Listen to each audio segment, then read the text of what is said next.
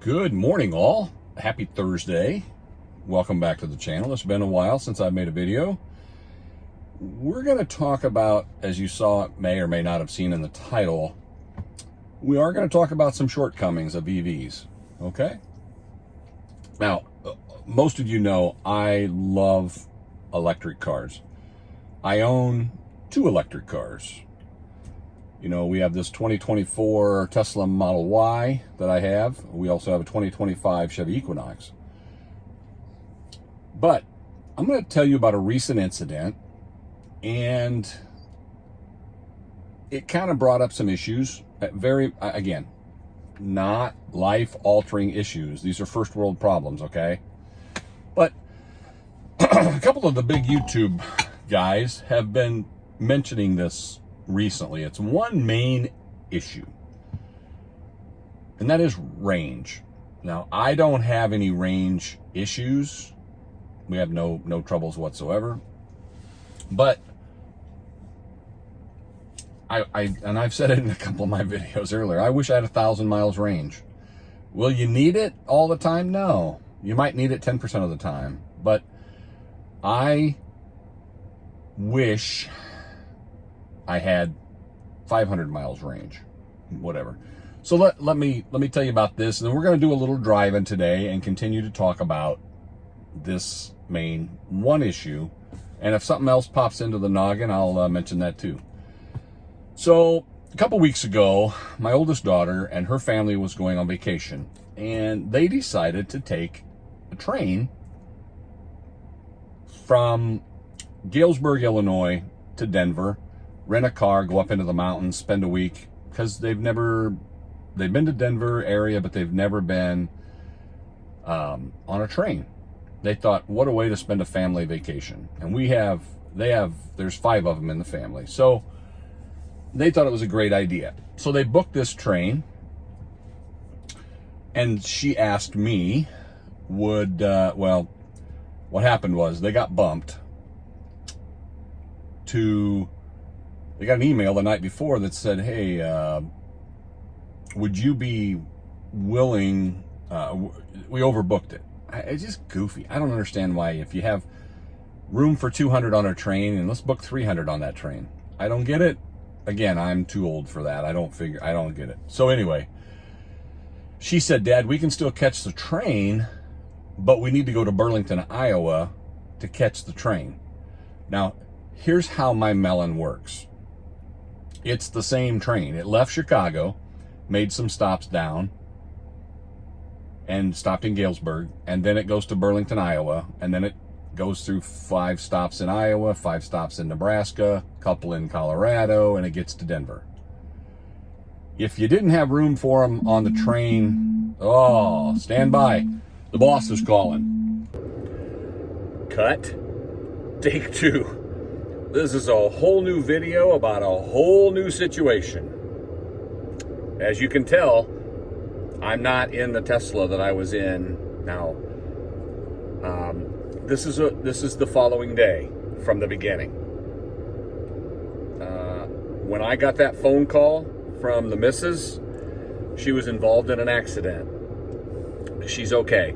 She's all right. That's all that matters to me. So, what you're about to see is some video of the back of this 2025 Chevy Equinox that is less than 3 months old. It's not bad. It's not horrible. Let me just touch base. The missus was going to spend the day with our children and grandchildren yesterday morning. I was out making the video in the Tesla, and I had just started when the phone call came in. And she was crying, very upset, very understandable, and all I cared about was that she was okay, and she is fine. She said she was sitting at a red light in front of Pekin Hospital. She was about the 2nd or 3rd car back, I think, or 4th, something, at a red light, and someone rammed into the rear end of her. So I called 911 for her. Then she called 911 as well. to try to get Pekin Police there. They pulled out of traffic. That's a very busy road construction intersection. It's just a bad conglomeration of things. Excuse me. Sorry. So they pulled into a parking lot. Pekin Police showed up. They were fantastic. They did a really good job. So now becomes the beginning of the repairs of this car. And if you know what happened since last November with our 2023 Chevrolet Bolt, I'm just hoping it doesn't take months and months and months and months to get repaired. Okay? So we're going to start now keeping track of this and how this is going to go. Okay? So let me show you a video of the back of this, and then we can get back and talk for a couple more minutes. I'll wrap it up. So hold on. So here's what the lift gate looks like currently on this 2025 Chevy Equinox and the damage.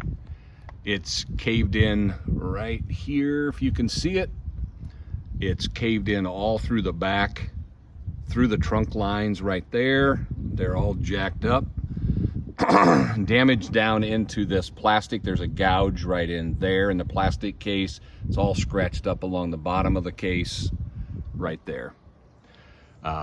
Thankfully, currently the backup camera still works. The sensors still work. There's no broken glass. So this is what it looks like. This beautiful, beautiful car.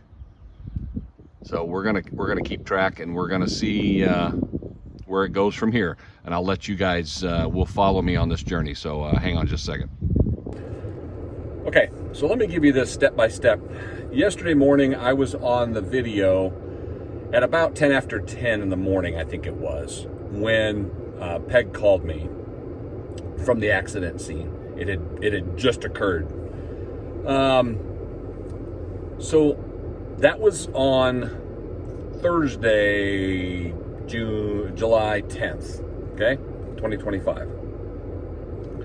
So, what I did was, we have a local agent. I have Country Insurance.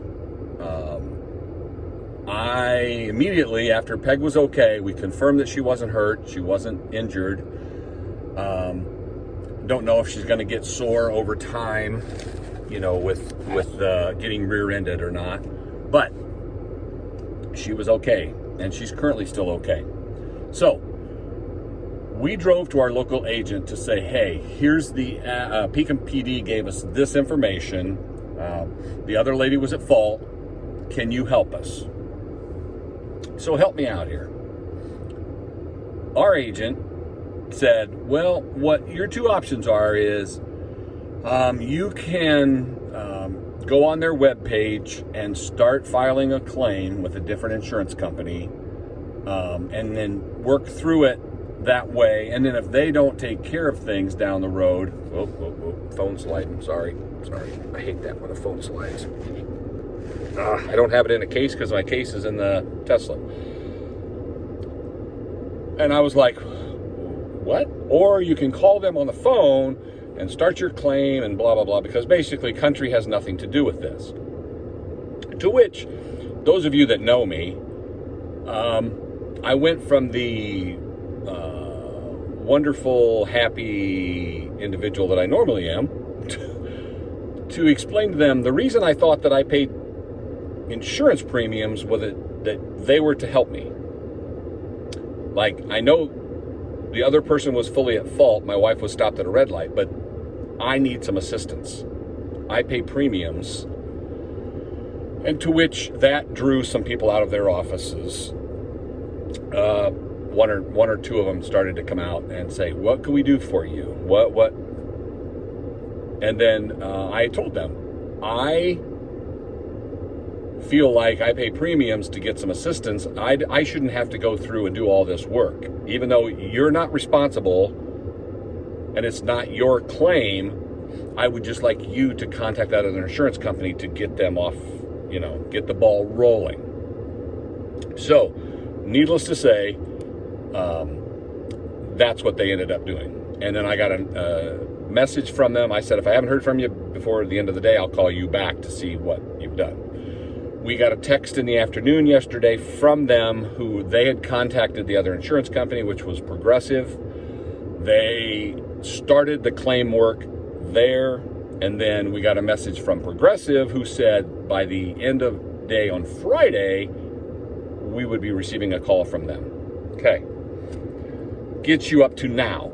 Okay. So this morning at 8:30 a.m., we received a phone call from Progressive. The agent was very nice, very cordial, asked Peggy 40 or 50 questions about what occurred, and I get that. I get it. Was there any babies in the car? Are you injured? What happened? What were you driving? You know, the whole, and I get all that. There was nothing, they weren't trying to pull any punches, you know. They asked Peg what occurred, and she said, I was stopped at a red light and somebody hit me in the rear end. Your insurer hit me in the rear end of the car. And Pekin PD came and did the accident report. So, at the end of the conversation, he says, okay, well, it appears as though we are currently all at fault. They are at fault. We will take care of your car. So then he says, we have some local agents in your area. We want you to go ahead and take your car to Sam Lehman Auto Body, which I stopped in mid-sentence because Sam Lehman is a Dodge dealer. Okay? I'm not saying they can't fix my car, but we're not at fault, and I have a preference of a car, of a location that I want to take my car. And it's not the same place I took my car last time. I will not be going to Gerber Auto Body here in Pekin. So, he then said, oh, you have a preference? I said, yes. And here's the name of the company. I won't say it just yet. We'll see how it goes. He said, let me put you on hold and we'll do a three-way call with them. So he called them, advised them, everything. They got on the phone. We had a conversation. So we will be dropping the car off to get the damage fixed. And it will be fixed completely. I want to side note, let you know that I have not opened that rear hatch because I'm concerned this car won't drive with the rear hatch open. And if it won't re-shut again, I'm not opening it. I'm taking it to the shop and I'll let them open it and then see if there's additional damage later after I drop it off. They can't look at it for at least a week to 10 days, they said. They're that booked up, which tells me they're a good shop. I've never used them before. And again, you guys will learn this process with us. But then the agent for Progressive says, I need you to go online, download the app, and I will send you a link. You can become a visitor and basically do all their work for them. So are you seeing the customer service end just being gone? So anyway, we had to take a 45-second video, had to photograph the car, 18 different photographs from the VIN to the damage to everything. Had to write a note of what I felt the damage was done to the car, uploaded all those things. Hopefully they went to them and said it was successful.